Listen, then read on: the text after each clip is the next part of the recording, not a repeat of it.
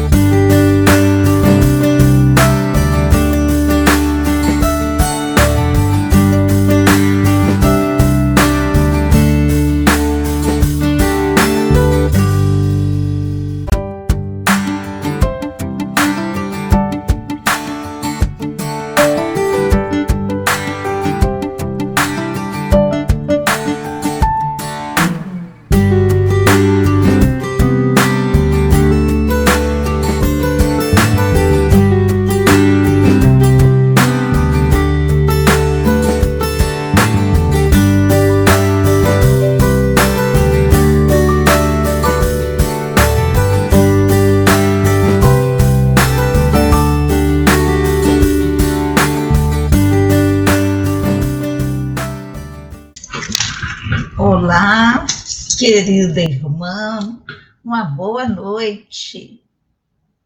Boa noite, eu é que agradeço, muito obrigada. Tá tudo bem com você? Tudo bem, minha querida, e mais satisfeita ainda agora que está tudo certinho para você poder trazer a mensagem da noite. E nós agradecemos imensamente a sua participação, tá bom, minha querida?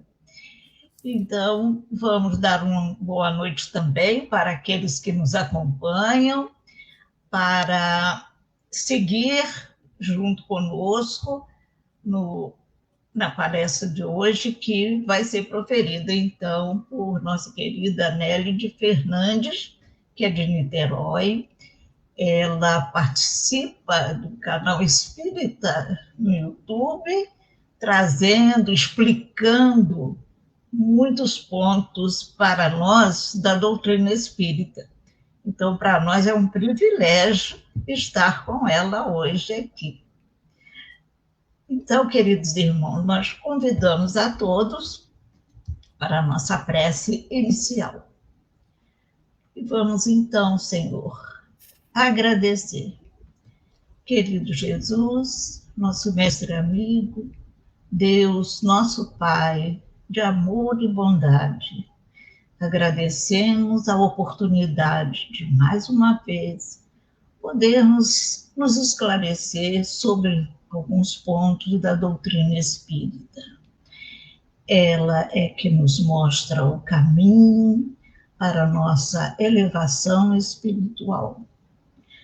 E pedimos, então, a esses benfeitores espirituais, nossa mentora Zilda Gama, para inspirar a nossa querida irmã Nélide, que vai trazer, então, os esclarecimentos importantes para que possamos, aprendendo, podemos praticar no nosso dia a dia. É assim que caminhamos, fazendo o bem, sempre seguindo na nossa escala evolutiva. Pedimos, Senhor, a sua bênção para todos nós, encarnados e desencarnados, e que assim seja, graças a Deus. minha querida, então, a palavra é sua. Muito obrigada. Eu também dou aqui o meu boa noite para todos que nos assistem. E é um prazer retornar ao canal desse centro, dessa Casa Espírita, Zilda Gama, agradecendo também ao Johanno Rolim, com quem eu tenho contato. E vamos começar, então, como você disse, a estudar, a ler, a comentar essa doutrina maravilhosa trazida por espíritos elevados, por Allan Kardec. Hoje nós vamos falar sobre o perispírito, né? E é realmente fundamental conhecer as suas propriedades, as suas funções, para compreendermos também os fenômenos espíritas, como acontece a prece, na morte, enfim, na prática do espiritismo. Sem o conhecimento correto do que seja o perispírito, que nós vamos explicar aqui, as suas funções, as suas propriedades, as pessoas geralmente são facilmente enganadas com fantasias que são difundidas e que coloca funções no perispírito que não existem quando são disseminadas, então, teorias sobre o perispírito sem responsabilidade doutrinária, sem amparo nas obras fundamentais do Espiritismo, que são as obras de Allan Kardec, onde lá, sim, estão as informações corretas e precisas sobre as funções e as propriedades do perispírito. Se tiver aí acessível um PowerPoint que eu preparei, a gente já começa a falar e a definir o que seja perispírito. Se não for possível, eu continuo a falar. Você sabe dizer? Se o PowerPoint vai aparecer? Bom, então, nós vamos começar. Lá no vocabulário espírita que existe num livrinho que antecedeu o Livro dos Médiuns, que instruções práticas sobre as manifestações espíritas, de 1858, perispírito está definido lá como peri, ao redor, e espíritus, espírito. Então, é um envoltório semimaterial ao redor do espírito, é um aglomerado fluídico ao redor do espírito. E o espírito adquire este aglomerado fluídico do mundo onde ele se acha, e ele muda, esse aglomerado fluídico muda quando o espírito passa de um mundo a outro. E aí está lá dizendo, é mais ou menos sutil ou grosseiro, conforme a pureza de cada globo. O perispírito pode tomar todas as formas à vontade do espírito, de ordinário, afeta a imagem que tinha em sua última existência corporal. Continuando no verbete desse vocabulário espírita. Posto que de natureza etérea, a substância do perispírito é suscetível de certas modificações que a tornam perceptível aos nossos olhos. É o que se dá nas aparições. Pode até, por sua união com o fluido de certas pessoas, tornar-se temporariamente tangível, isto é, oferecer ao tato a resistência de um corpo sólido, como se tem visto nas aparições padrões ou palpáveis. Então, foi dito aqui, esse verbete já dá uma definição muito precisa e completa. Primeiro, ele diz que é um envoltório semimaterial. E por que semimaterial? Porque o perispírito é matéria, sim, mas não é a matéria como grosseira, como nós conhecemos e que nós podemos perceber com os nossos sentidos. É uma substância vaporosa. E ele diz aí que o espírito extrai, ele adquire esses fluidos do mundo em que habita e transforma esses fluidos à medida que ele passa de um mundo a outro, pela sua evolução. Então, ele é mais ou menos sutil ou denso, dependendo da natureza de cada mundo em que o espírito está habitando. Depois ele fala aí de uma propriedade muito importante, que o perispírito pode tomar todas as formas à vontade do espírito. Essa propriedade vai explicar muita coisa dos fenômenos espíritas. Então, ele diz aí que ele pode assumir as formas que o espírito quiser, né? Ou seja, pela vontade do espírito, esse aglomerado fluídico pode mudar de forma, mas, normalmente, ele assume a forma que o espírito tinha na sua última existência corporal. Continuando na definição, ele diz que esse aglomerado fluídico é de natureza etérea, relativo a éter, ou seja, é volátil, né? Faz com que esse aglomerado fluídico seja, então, suscetível de modificações, né? A ponto de podermos percebê-lo pela visão, geralmente com a forma da sua última existência, como acontece, por exemplo, nas aparições. Continuando nesse mesmo verbete, é longo e é muito completo, ele vai dizer: a natureza íntima do perispírito ainda é desconhecida. Poderia, porém, supor-se que a matéria dos corpos é composta de uma parte sólida e grosseira e de uma parte sutil, etérea, que somente a primeira, a grosseira, né, sofre a decomposição produzida pela morte, ao passo que a segunda, essa parte sutil e etérea, persiste e acompanha o espírito. Assim, o espírito teria um duplo envoltório. A morte apenas despoja o espírito do primeiro envoltório mais grosseiro. O segundo, que constitui o perispírito, conservaria a marca e a forma do primeiro, do corpo, do qual é uma espécie de sombra. Mas a sua natureza, essencialmente vaporosa, permitiria que o espírito lhe modificasse a forma e a tornasse visível ou invisível, palpável ou impalpável, conforme a vontade do espírito. Ou seja, não nos é permitido conhecer a natureza íntima deste aglomerado fluídico que está ao redor do espírito, a sua essência, né, a sua parte mais profunda. Não nos é permitido. E o espírito encarnado, nós temos um duplo envoltório. O corpo físico, o espírito, quando encarnado, ele tem o corpo físico, nós sabemos, é sólido, é grosseiro, e esse corpo fluídico,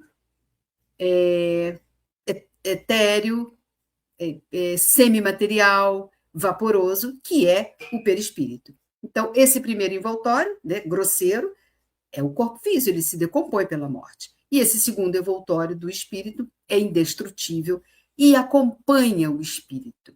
Nós dizemos que o perispírito pode tomar todas as formas, já dissemos lá, né? Que o espírito, a forma que o espírito quiser, mas que realmente, geralmente, ele conserva a marca e a forma do corpo físico da sua última existência. Como ele disse, do qual ele é uma espécie de sombra. Mas, por essa natureza essencialmente vaporosa desse aglomerado fluídico, permite que o espírito modifique a sua forma, né? Pode torná-la visível ou invisível pela vontade do espírito. Então, como está definido lá no livro dos médiuns, lá no item 54 do capítulo 1, como também está na introdução do livro dos espíritos, de forma coerente e lógica, o homem tem 3 componentes. A alma, o espírito, né, que é o princípio inteligente, né, a sede do senso moral, é imaterial, é indestrutível.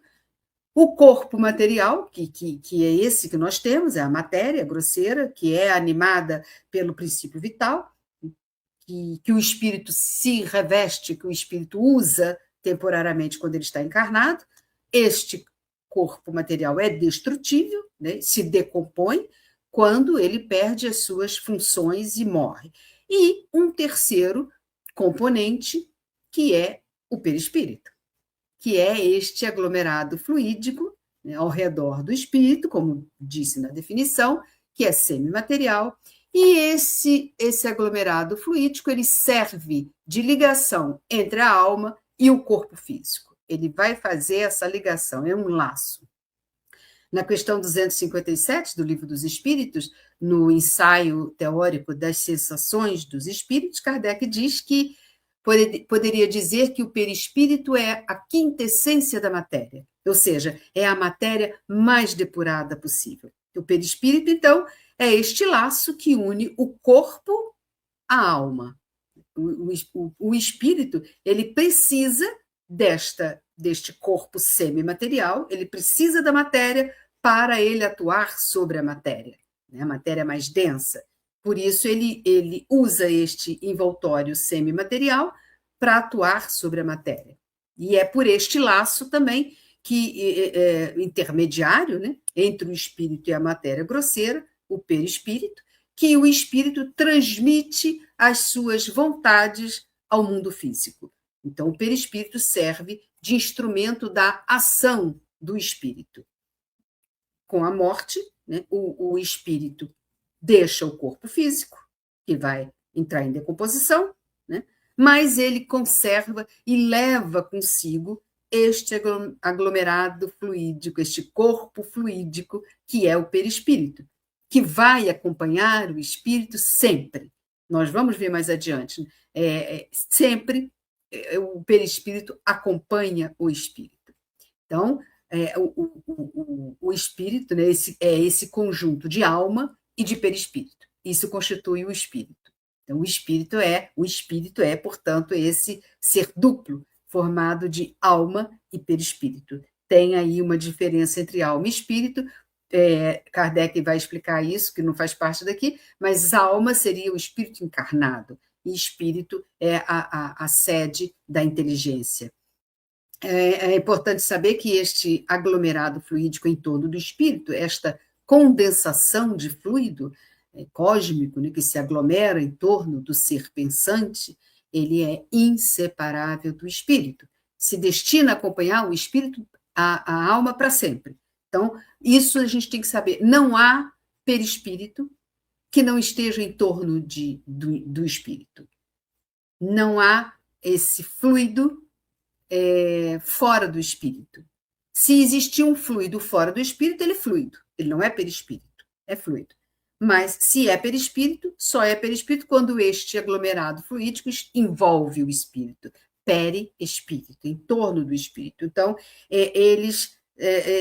esses fluidos só existem em torno do espírito, né? Que é o ser pensante do universo. Portanto, é bom a gente repetir, não há perispírito sem espírito e nem espírito sem perispírito. Eles andam juntos, porque o perispírito faz parte integrante do espírito, mas ele não é o espírito. Veja bem, o perispírito não é o espírito. Nós podemos pensar no espírito, a gente sabe que o espírito se desloca do corpo, né? Se desloca do corpo físico, ele se afasta do corpo físico na emancipação de alma ou se desliga completamente na morte. Mas nós não podemos conceber o perispírito saindo do espírito. Não acontece. Onde o espírito estiver, este conjunto de fluidos que compõe o perispírito vai estar em torno dele, em torno do espírito, porque o perispírito faz parte desse ser pensante, que é a alma, né? Esse princípio inteligente da criação, que é quem comanda. Quem comanda é a alma, né? Quem pensa, quem sente, quem tem memória, o pensamento está na alma, não está no perispírito, está na alma. O perispírito é matéria, nós já vimos, é uma matéria quintessenciada, é uma matéria volátil, eterizada, né? A quintessência da matéria, mas é matéria. Espírito não. Então, o espírito só usa desta matéria, mesmo dessa matéria quintessenciada, como instrumento de ação. Então, quem pensa, quem age, quem sente, é o espírito, é a alma, né? Então, por isso que dizem os espíritos, vossa alma é o espírito que pensa. Quem pensa é a alma. E também é bom que se diga que não existe nada entre este espírito e este envoltório, esse aglomerado fluídico, não existe nada entre eles. Não existe alguma coisa entre eles, né? Já que o perispírito é este aglomerado de fluidos que envolve a alma, nada existe entre os dois. Este envoltório semimaterial do espírito, o perispírito, repetindo sempre, é uma espécie de corpo de forma definida. É interessante isso, é limitada, é análoga à forma do corpo físico, análoga. Análoga significa comparável, né? Semelhante, parecido, mas não é o corpo físico, é uma espécie de corpo de forma definida, limitada, análoga à forma do corpo físico, ou seja, ele pode ter a forma parecida, mas é somente na forma que é parecida, não na função, né? Não se pode confundir o corpo semimaterial do espírito, que é o perispírito, com o corpo físico, que é material, né? Que o espírito se utiliza quando está encarnado. O livro dos Espíritos, lá no capítulo 1, da segunda parte, que trata do perispírito, justamente, Kardec vai perguntar na questão 93, e ele pergunta para os espíritos: o espírito, propriamente dito, nenhuma cobertura tem? Ou, como pretendem alguns, está sempre envolto numa substância qualquer? Bom, chegou aí o PowerPoint, mas nós já estamos lá embaixo na questão, talvez no 5º slide. Nós falamos aí do perispírito, a definição, peri ao redor, pode passar. Aí nós falamos como o espírito é composto tem 3 componentes, o agente do espírito, insistimos de que não há perispírito sem espírito, né? E agora estamos aí quando Kardec pergunta justamente no capítulo 1 dos Espíritos, que é sobre o perispírito, ele pergunta: o espírito propriamente dito nenhuma cobertura tem? Ou, como pretendem alguns, está sempre envolto numa substância qualquer? E os espíritos respondem: envolve-o uma substância vaporosa para ti. O espírito está falando para Kardec: vaporosa para ti, né? Homem encarnado, vaporosa para ti, mas ainda bastante grosseira para nós espíritos. Assaz vaporosa, entretanto, para poder elevar-se na atmosfera e transportar-se aonde queira. Então, os espíritos respondem a Kardec, né, que envolve o espírito uma substância material de natureza desconhecida, que para nós encarnados ela é bastante sutil, é de difícil percepção pelos nossos sentidos físicos, mas, do ponto de vista do espírito, essa substância é bem grosseira para os espíritos, mas ainda suficientemente leve que possibilita que o espírito se locomova para onde ele queira. Então, está aí mais uma função do perispírito. Além dele ser o agente que o espírito necessita para realizar o seu progresso, para interagir com o mundo físico, o perispírito também possibilita o deslocamento do espírito para onde ele queira. E nós vamos ver a diferença de perispírito que vai possibilitar ou não esse deslocamento do espírito. Então, repetindo, quando o espírito está encarnado, né, ele está unido ao corpo físico por essa substância semimaterial, vaporosa, em condições normais, né, que não pode ser percebida pelos nossos sentidos quando ela está em estado normal, e que constitui, então, esse primeiro envoltório do espírito, que foi designado de perispírito. Este é o nome correto, perispírito.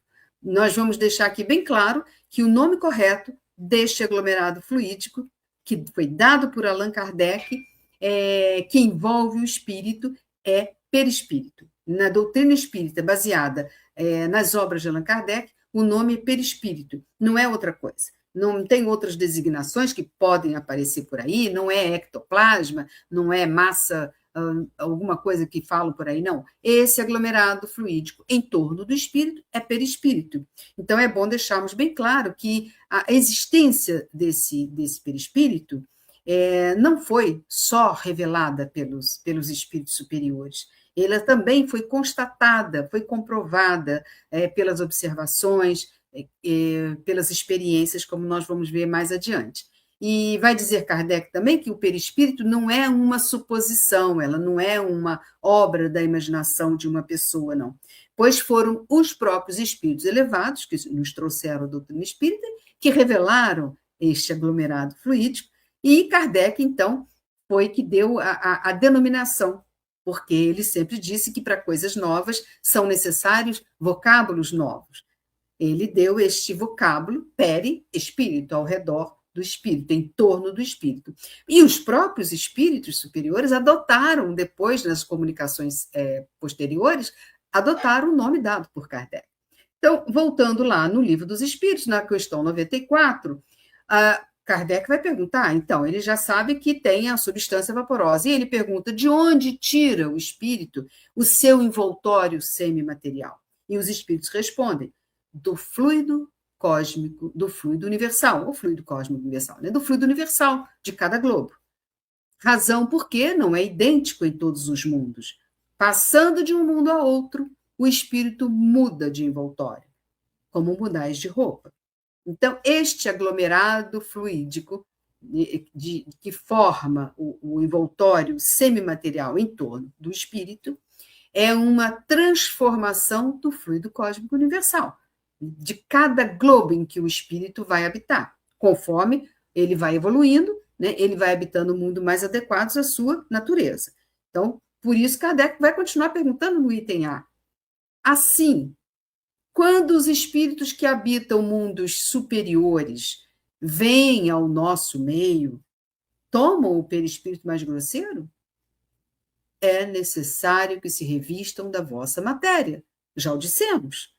Os espíritos superiores são assim, nós já dissemos isso. Então, nós sabemos que os espíritos evoluídos, né, eles vão habitar mundos mais evoluídos, mais adequados ao seu nível evolutivo. Né? Há muitas moradas na casa de meu pai, mas eles podem ter que se manifestar ou mesmo encarnar em missão em mundos mais atrasados, em mundos como a Terra. Por isso, Kardec pergunta se esses espíritos mais elevados, né, que habitam mundos mais elevados, mundos superiores, se eles precisam vir ao nosso meio, eles vão tomar o perispírito mais atrasado? Mais grosseiro? E os espíritos respondem que é necessário. Ele tem que se revestir da matéria daquele mundo onde ele está. Então, nós sabemos que os espíritos superiores, eles podem vir aos mundos mais atrasados, eles podem até encarnar em missão, né, em mundos inferiores. E então, eles vão extrair deste mundo o seu envoltório. Nós vamos ver como. Aí o seu perispírito vai adquirir as qualidades daquele mundo. Nós não estamos falando aqui de uma retrogradação do espírito. O espírito não retrograda, nós sabemos disso. Ele não perde nunca o que ele já adquiriu no progresso que ele já conseguiu, né? O progresso moral, intelectual. Ele vai manter o seu mundo mental, mas ele só vai ter alterado a natureza e a qualidade do seu perispírito, já que é necessário que o seu perispírito se revista da matéria do globo em que ele está habitando, em missão, por exemplo. Né? É uma adaptação ao mundo em que ele vai ter que habitar, em missão.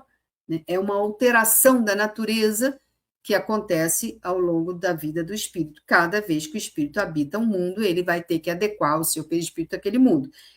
Quem fez isso? Um espírito puro, um dos muitos espíritos puros que existem, um deles foi designado por Deus para vir em missão à Terra, que foi Jesus.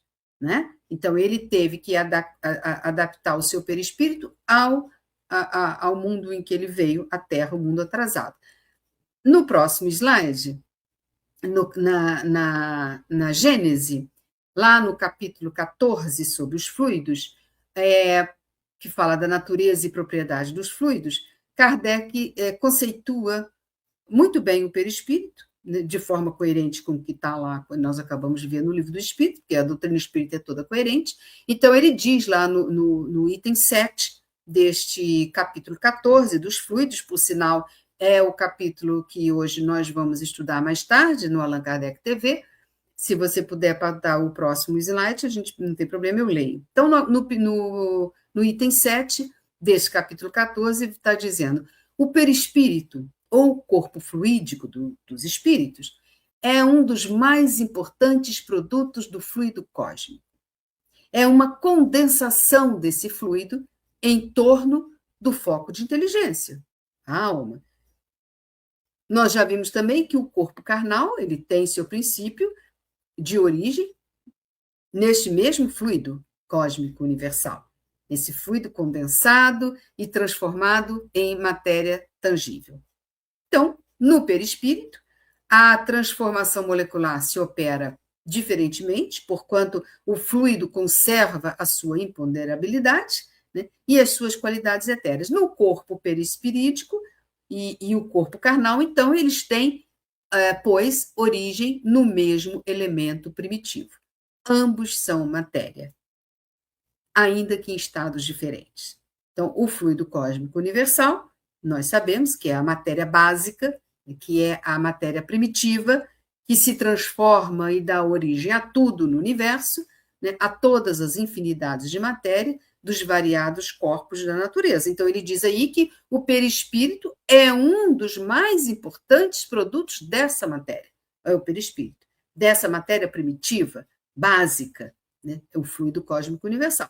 Como a matéria primitiva, a origem do perispírito e do corpo carnal, todos têm a mesma origem, que é o fluido cósmico universal, Kardec, então, vai dizer que ambos são matéria, tanto o perispírito quanto o corpo. Ambos são matéria, ainda que em estados diferentes. Nós vimos lá, né? Nos corpos físicos, né, o fluido cósmico universal assumiu o estado de materialização, né, de ponderabilidade, ou seja, a gente pode observar com os nossos sentidos físicos, nós podemos pegar a matéria.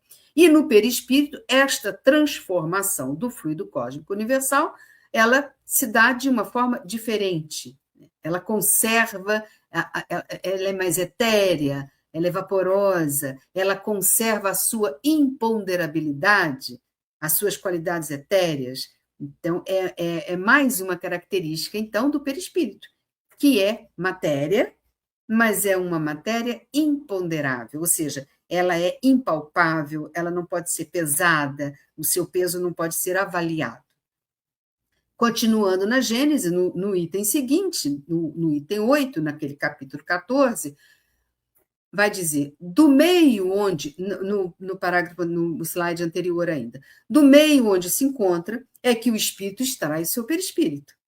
Isto é, esse envoltório, ele o forma dos fluidos ambientes.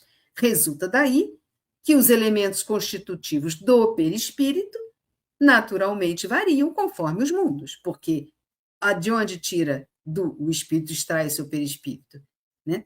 Do mundo onde ele está. Então, se o espírito muda de planeta, e nós sabemos que ele vai mudar, porque ele vai mudando de planeta conforme ele vai evoluindo, ele vai tendo que habitar mundos de natureza mais adequada à sua própria evolução, então ele muda também a natureza deste envoltório, né, que é tirado do fluido universal do globo, em que o espírito habita. E se o espírito muda de planeta, a natureza do seu perispírito também vai mudar, né?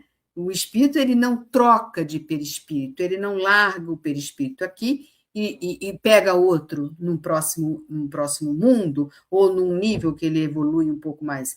Ele não troca de corpo, como o espírito troca de corpo. Em cada encarnação, o espírito troca de corpo, mas o perispírito, ele não larga, o espírito não larga o perispírito no globo e pega outro. Não é assim que dá. O seu perispírito, ele vai mudando de natureza, né, conforme o espírito vai evoluindo. Por isso, ele diz que o espírito varia conforme os mundos. Então, o espírito, ele não altera o seu mundo mental. O espírito continua com todas as suas capacidades e seu nível evolutivo. Os fluidos que compõem o seu perispírito, esses é que vão mudar, né? Vão ter que se adequar à natureza do globo em que o espírito passou a habitar. Ele vai mudar de globo conforme ele evolui, né? Porque a natureza do perispírito, ela guarda relação direta com o grau de adiantamento moral do espírito. Voltando, então, agora no próximo parágrafo, voltando ao Livro dos Espíritos, no item 186, que fala de encarnação nos diferentes mundos, Kardec vai perguntar se, por acaso, haverá mundos onde o espírito, deixando de revestir corpos materiais, só tenha por envoltório o perispírito? E mesmo esse envoltório se torna tão etéreo que para vós espíritos encarnados, homens, para vós, é como se não existisse. esse o estado dos espíritos puros. Então, quanto mais evoluído, vai evoluindo o espírito, mais o seu envoltório fluídico vai se tornando mais sutil, mais etéreo. Tão etéreo que chega a um ponto que é como se ele não existisse. Então, Kardec quer saber se vai chegar a um ponto em que o espírito vai ser tão evoluído que ele não precise mais usar corpos físicos, se ele só vai ter, então, aquele perispírito, aquele aglomerado fluídico. E os espíritos respondem que só acontece isso com os espíritos puros, os mais altos da escala espírita, né? E até mesmo esse perispírito, desse espírito mais elevado, ele vai se tornar tão etéreo que é como se ele não existisse. Então, os espíritos atrasados, ao contrário, né, que habitam mundos mais atrasados, eles também vão ter seu perispírito mais denso. Então, é interessante saber que os espíritos encarnados, por exemplo, na Terra, e os desencarnados que estão em torno da Terra, né, que circundam a Terra, não têm todos o mesmo perispírito, mesmo estando todos no mesmo globo.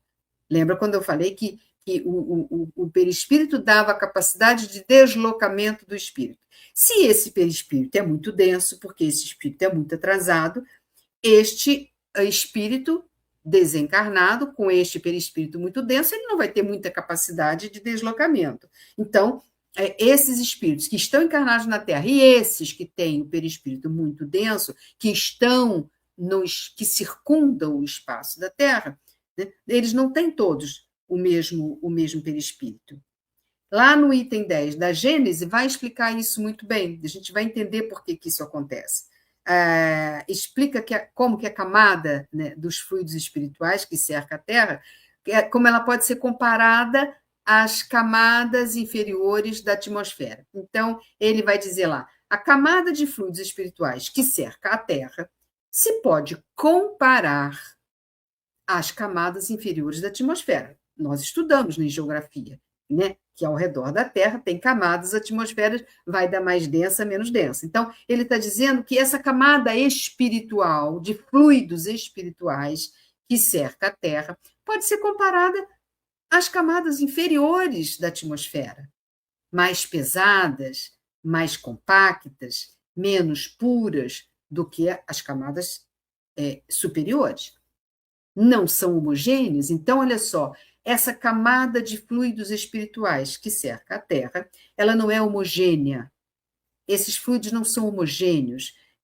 Ali é uma mistura de moléculas de diversas qualidades.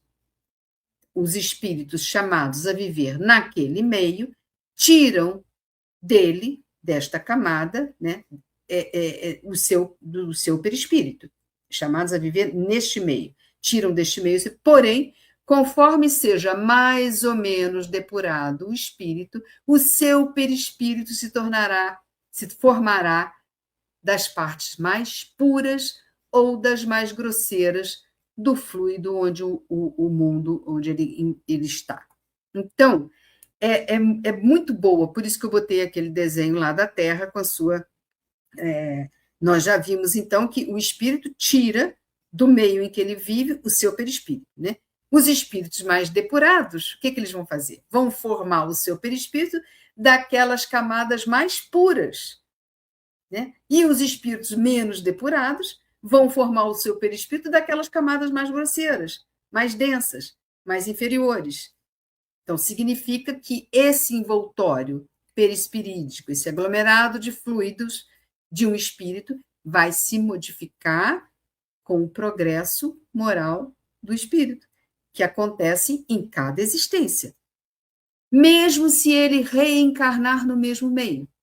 Na Terra, por exemplo, nós sabemos, na Terra, né, uma Terra é um planeta de provas e expiações, um dos mais atrasados, nós sabemos que existem espíritos da terceira ordem.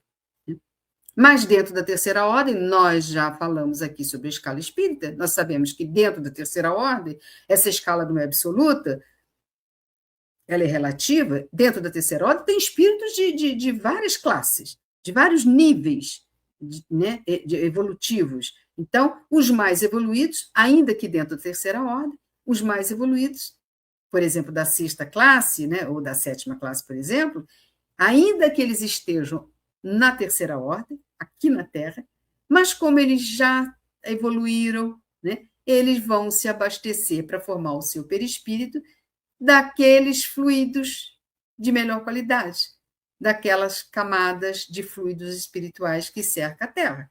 Então, significa também que aquele espírito superior que nós mencionamos lá, que por missão ele tenha que encarnar no mundo inferior, como a Terra, por exemplo, ele vai ter o seu perispírito menos grosseiro, né, do que os habitantes atrasados daqui, justamente porque ele vai tirar da camada de fluidos espirituais que cerca a Terra, daquela mistura, né, que não é homogênea, né, que tem moléculas de diversas qualidades, ele vai tirar, vai extrair as partes mais puras.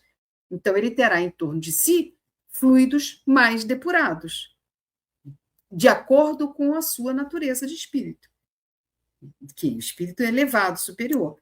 Por isso que ele vai manter os seus recursos e as suas potencialidades. Foi o que aconteceu com Jesus. Ele, um espírito mais evoluído, ele teve que vir em missão à Terra, encarnar na Terra. Ele, como todo espírito, tem que buscar do meio onde ele está habitando os seus fluidos, né, da camada de fluidos que cercam aquele planeta.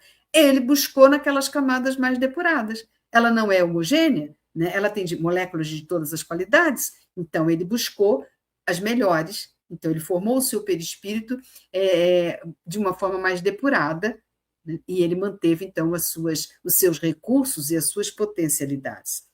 E os espíritos inferiores, aqueles menos depurados, né?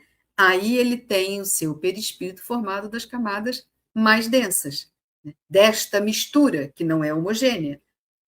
E alguns desses espíritos, depois da morte do corpo, quando eles retornam ao mundo espiritual, eles até confundem o seu perispírito com o corpo físico que ele largou na Terra, de tão denso que é esse seu perispírito.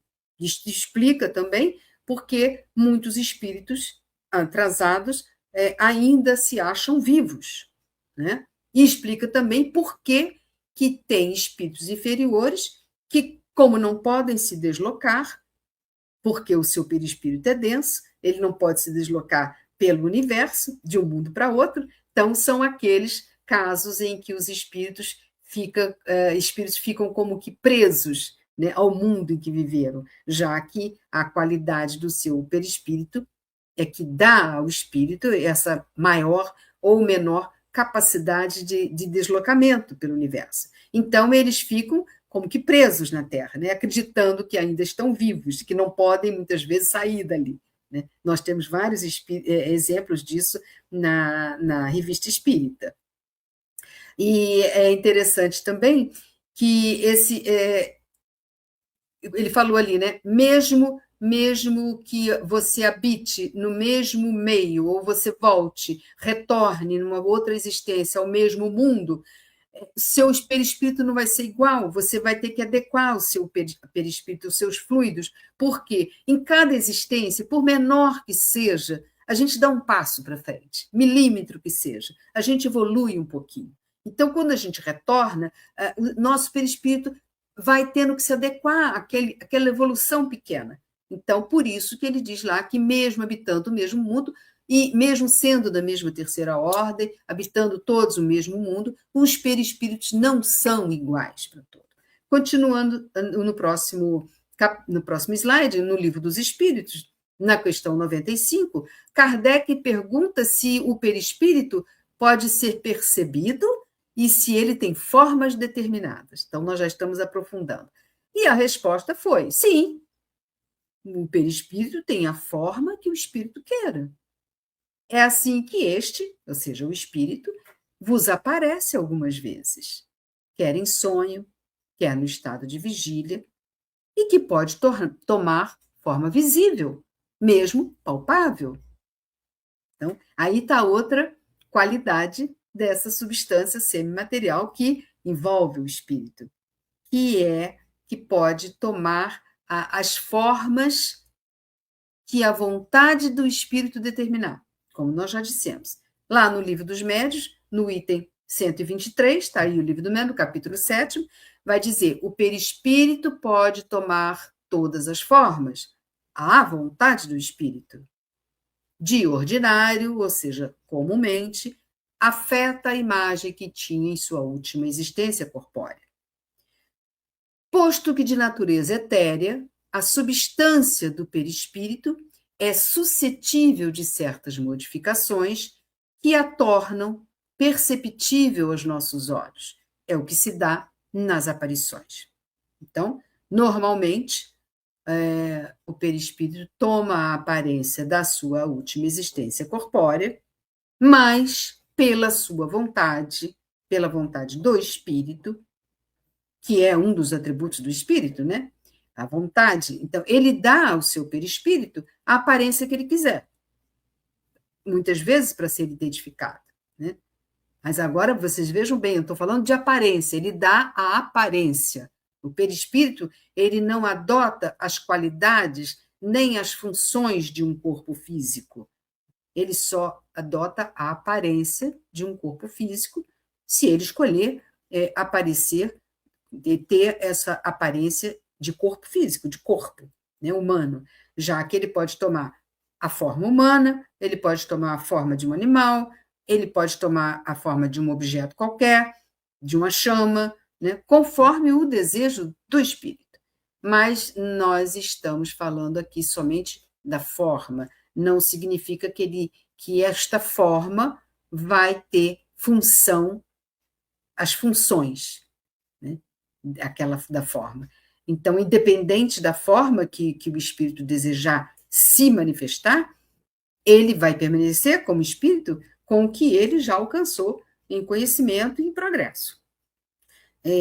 Porque esse conhecimento, esse progresso, essa evolução que ele alcançou faz parte dele, né? Independe da forma que ele desejar se mostrar. Então, se o espírito desejar aparecer para nós com a forma humana, o seu perispírito vai se mostrar com a forma humana, vai se mostrar com cabeça, tronco e membros, vai se mostrar com boca, com olho, com os olhos, né, com cabeça, mas não quer dizer que esta forma vai ter função, né, porque não há órgãos no perispírito, né, há apenas a aparência daqueles órgãos, de olho, de cabeça, de mão, só a forma humana. O espírito pode apresentar olhos, né? Quando ele numa aparição, ele pode apresentar olhos nessa aparição, mas não significa que ele está enxergando por aqueles olhos não têm função, não é um olho físico que tem função. Aliás, o espírito ele enxerga por todo o seu ser, né? Ele não ouve por ouvidos, mesmo que ele tenha boca, ele não está se comunicando pela boca, pelas cordas vocais. No espírito, ele vai se manifestar com uma determinada aparência. Ele fala lá que comumente é com a aparência que ele teve na sua última existência, às vezes para ser identificado, né? Então, pelo pensamento, o espírito, do espírito, o seu perispírito vai tomar a forma da vontade do espírito. Mas o espírito ele não vai ficar limitado àquela forma, né? As suas percepções, ele não vai precisar, por exemplo, da aparência daqueles olhos, como eu falei, para enxergar. Ele não vai precisar da aparência da boca para falar, é uma aparência. Ele não vai precisar da aparência das pernas para ele se locomover, né? Para se deslocar. Ele não vai ficar limitado nas suas percepções e nas suas capacidades para atuar, limitados àquelas aparências. Ele não vai usar os órgãos que aparecem naquela forma que o espírito escolheu para se manifestar e para interagir, porque aquela aparência não tem função. Naquela aparência só tem a aparência, né? Não é a forma que dá a função. Então, se o espírito quiser se mostrar quer em sonho, quer no estado de vigília, se mostrar, e ele ser reconhecido com aquela aparência que ele teve numa determinada existência, numa determinada encarnação, ele vai fazer o seu perispírito tomar aquela forma, ele quer aparecer como um senhor que existiu em 300 existências atrás. Então, ele vai tomar aquela aparência, né, inclusive com sinais peculiares daquele personagem que ele quer se mostrar, e para ser bem reconhecido, aquela aparência vai tomar todos os sinais peculiares. Então, se ele tinha uma cicatriz, se ele tinha um defeito físico, se ele estava acostumado, se é um padre, por exemplo, se ele quisesse aparecer com batina, ele vai tomar essa aparência para ser identificado. Então, no próximo slide, está justamente sobre isso a Revista Espírita de abril de 1859, quando tem o quadro da vida espírita, consta sobre a aparência que o espírito dá a seu perispírito. Então, vai dizer, o envoltório semimaterial do espírito constitui uma espécie de corpo de forma definida, limitada, análoga ao corpo físico. Mas esse corpo não tem os nossos órgãos, não pode sentir as nossas impressões. Entretanto, percebe tudo quanto percebemos. A luz, os sons, os odores, etc. Estas sensações não são menos reais. Embora nada tenham de material, elas têm até algo de mais claro, de mais preciso, de mais sutil, porque essas sensações chegam ao espírito sem intermediário, sem passar pela fieira dos órgãos que as embotam.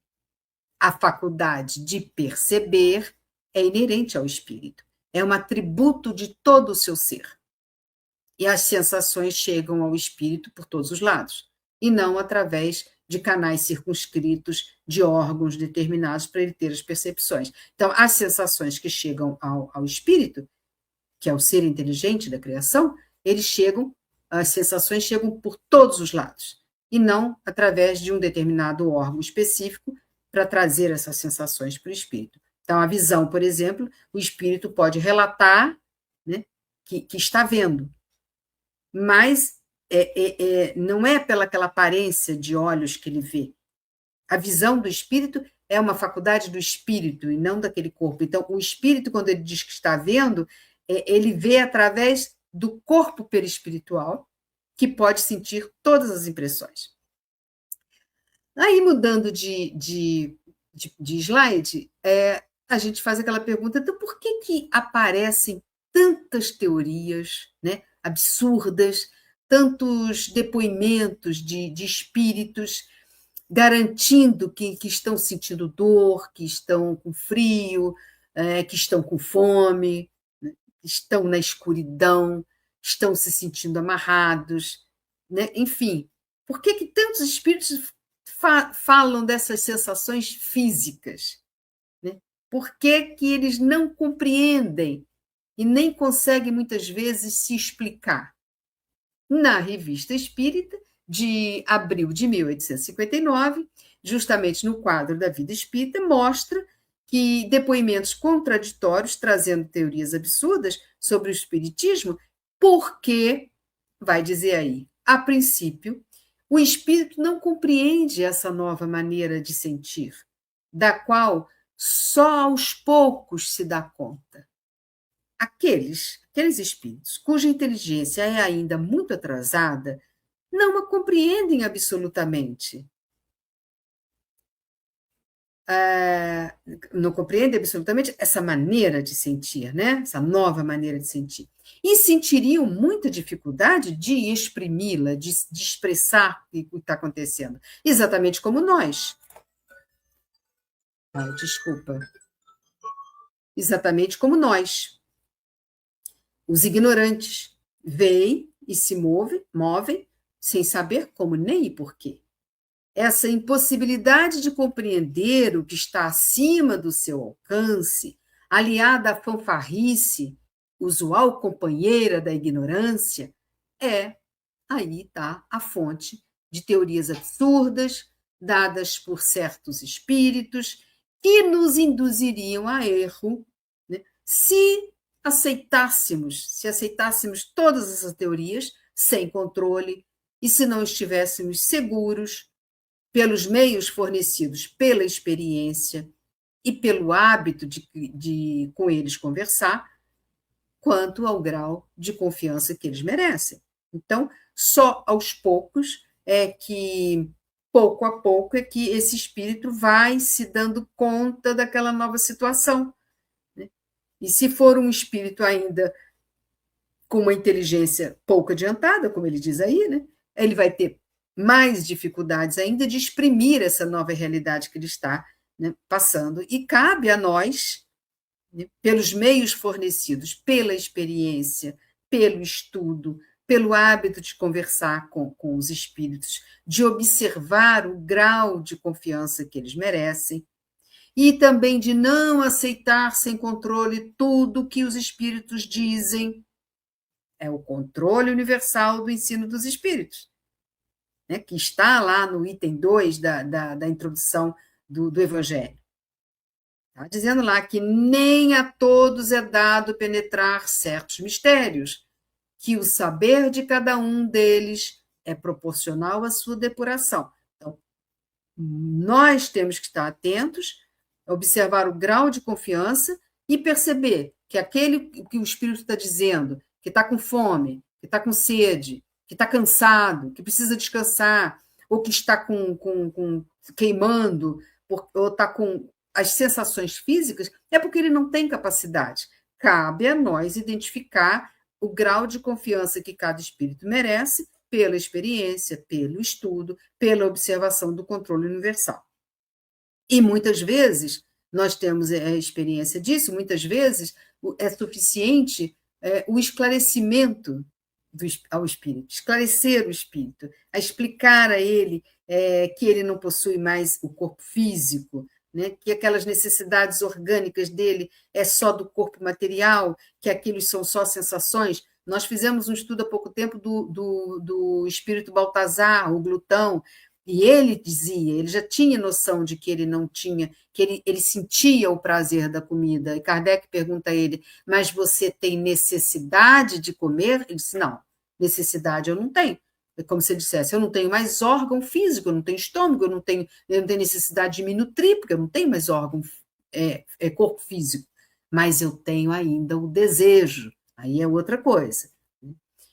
Bom, aí passando para o próximo, já quase encerrando, como então atua o perispírito, que é muito importante agora entender isso, como é que atua o perispírito nas manifestações físicas?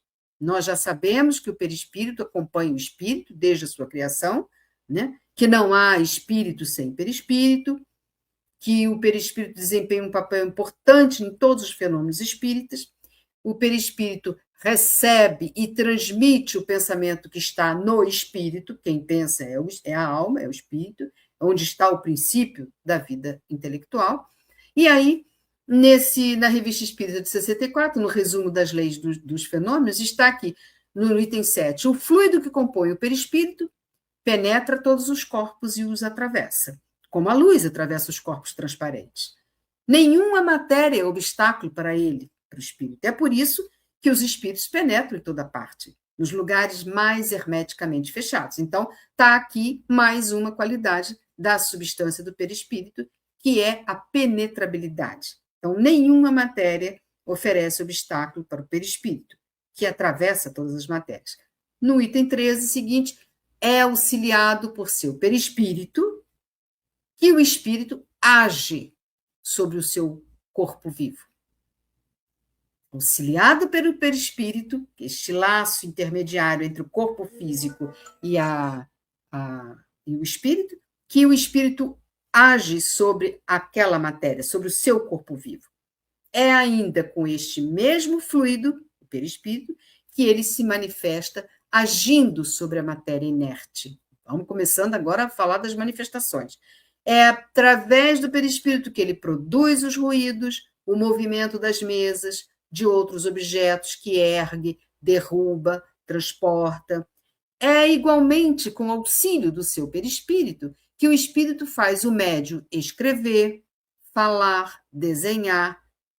Não tendo corpo tangível para agir ostensivamente, quando quer manifestar-se, ele, o espírito, se serve do corpo do médium, cujos órgãos ocupa, fazendo os órgãos agir como se fosse seu próprio corpo. E isto pelo eflúvio fluídico que sobre ele derrama, que o espírito derrama sobre o corpo, né? Pela emanação fluídica, pela exalação fluídica. Então, também pelo perispírito, que o espírito faz os médiuns escreverem, falarem, desenharem.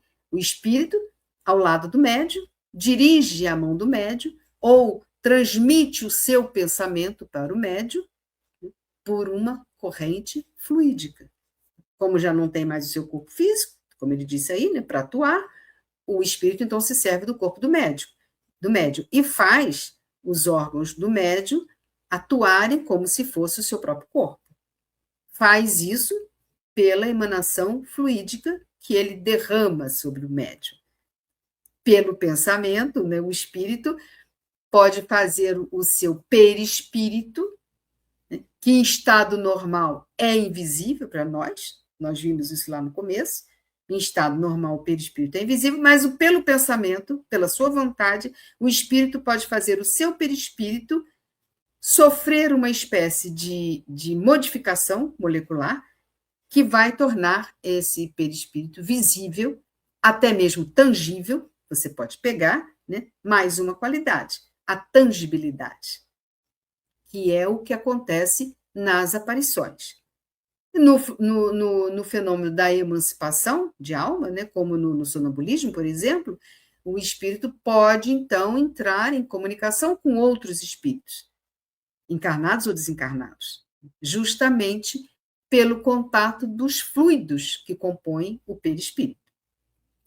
No próximo item 14, no fenômeno designado sob o nome de mesas girantes ou mesas falantes, é pelo mesmo meio que o espírito atua sobre a mesa. A mesa não é aqui senão um instrumento do qual ele, o espírito, se serve, como o faz com o lápis para escrever. O espírito dá à mesa uma vitalidade momentânea pelo fluido com a qual penetra a mesa, né? Mas ele não se identifica com a mesa. Kardec até falando sobre isso, fazendo um parênteses, que Kardec descreve lá que às vezes era constrangedor ver as pessoas se abraçando à mesa, achando que aquele ente que está comunicando está ali naquela mesa, né? Entrou na mesa. Quando as comunicações ocorrem por esse meio, é preciso imaginar o espírito não na mesa. O espírito não está dentro da mesa, mas está ao lado, tal como se estivesse vivo, e tal como se o veria se nesse momento pudesse se tornar visível. A mesma coisa ocorre nas comunicações pela escrita. Ver-se-ia o espírito ao lado do médium, dirigindo a mão do médium, dirigindo sua mão, ou lhe transmitindo o seu pensamento por esta corrente fluídica. Então, é também com a ajuda do perispírito que o espírito atua sobre a matéria inerte, né? Produz barulhos, ruídos, pancadas, movimento dos objetos, né? Levanta, no começo do espiritismo, a gente lembra, levantava mesa, girava, jogava objetos. A mesa e esses objetos, eles se tornam, então, um instrumento que o espírito se serve. Ele dá à mesa, o objeto, né, à mesa, uma vitalidade momentânea, né, só ali enquanto ele está com o pensamento voltado para aquilo, pelo fluido que penetra a mesa e faz a mesa se mover. Não é o espírito que entra na mesa, ou num objeto qualquer que ele faça uso. O espírito, ele não se identifica com aquele objeto nem com aquela mesa. Então, geralmente, numa manifestação assim, o espírito está ao lado da mesa, fazendo ela se mexer. Ou está ao lado do médium, né? Ou o que ele estiver usando para se manifestar. Quando uma mesa sai do solo, por exemplo, quando as teclas do piano, né, se baixam, né, e produzem o som, né, quando objetos também são lançados, tem vários casos assim na Revista Espírita, não é o espírito que levanta a mesa com a força de um braço, não é o espírito que toca com os dedos as teclas do piano, né, e é muito menos o espírito que joga os objetos, né, ou bate nas paredes para fazer o som. Ele envolve a mesa, o objeto, com uma espécie de atmosfera fluídica, neutraliza os efeitos da gravidade e a mesa se ergue. Né? E com estes fluidos, ele também envolve ou arremessa os objetos para longe. É assim também como ele dá esse impulso nas teclas de um piano que se abaixam e que produzem um som. Né? Enfim, não é o espírito que mexe com supostas mãos, né? Ou corre atrás dos objetos, ou ergue os móveis. Né? Ele dá aos objetos uma vitalidade momentânea. No item 15, quando a mesa persegue alguém, não é o espírito que passeia, porque ele pode permanecer tranquilamente no mesmo lugar, mas é o espírito quem lhe dá o impulso por uma corrente fluídica, com a ajuda da qual a faz mover-se à sua vontade. Quando os golpes se fazem ouvir na mesa ou fora da mesa, fora dela, o espírito não bate com a sua mão, nem com um objeto qualquer. Ele dirige sobre o ponto de onde parte o ruído um jato de fluido que produz o efeito de um choque elétrico. Ele modifica o ruído como se podem modificar os sons produzidos pelo ar. Aliás, tem lá na Revista Espírita casos de sons que mudam, né? Vira marcha, vira tambor, porque o ruído pode se modificar, os sons podem se modificar de acordo com a vontade do espírito. Finalmente, o que acontece na morte do corpo físico? No último slide, o que acontece na morte do corpo físico? Né? No item 54, da segunda parte do livro dos Médiuns, no capítulo 1, da ação dos espíritos sobre a matéria, vai dizer justamente a morte é a destruição, ou antes, a desagregação do envoltório grosseiro, do invólucro que a alma abandona, o corpo físico. O outro se desliga dele, do corpo físico, se desliga deste e acompanha a alma, que assim fica sempre como um envoltório. Então, quando vem a morte, o espírito, que é o ser pensante, né, e que sobrevive à morte, ele se desliga do corpo físico, que é aquele envoltório grosseiro, material, destrutível, que nós sabemos, volta ao mundo espiritual, conserva a sua individualidade e leva com ele aquele corpo fluídico, aquele indestrutível, o laço que estava ligando a matéria, né, que é o perispírito. Então, por isso se diz que a alma não deixa tudo no túmulo. A alma só deixa o corpo físico. Ela leva consigo este perispírito, este aglomerado fluídico. Então, o perispírito se desliga mais ou menos lentamente desse corpo físico, né? Não é de supetão. Enquanto esse desligamento não se dá por completo, enquanto houver qualquer ligação entre este corpo físico e o perispírito, o espírito entende, não entende o que está se passando. É a perturbação espiritual que acontece, que ocorre, né, após a morte do corpo. Tem sempre aquele período de perturbação. É este momento em que o espírito está saindo, o perispírito ainda está ligado, ele vai se desligando molécula a molécula do corpo físico, que vai ficar na Terra, né? E esse desligamento pode acontecer de forma mais ou menos lenta, né? Pode demorar, e enquanto esse ligamento acontece, muitas vezes o espírito ainda acredita que está vivo. Está lá no ensaio teórico das sensações do espírito, no item 257 do Livro dos Espíritos, que durante a vida o corpo recebe impressões exteriores. Nós vimos isso. O corpo recebe impressões exteriores e o transmite ao espírito por intermédio do perispírito, que constitui provavelmente o que se chama de fluido nervoso. Uma vez morto o corpo nada mais sente, por já não haver nele nem espírito, nem perispírito. Então, é assim, de uma forma mais sucinta, para caber aqui, numa hora e pouco, a importância do perispírito, a função do perispírito e a atuação do perispírito como ligação entre o corpo físico e o espírito. Pronto, é isso.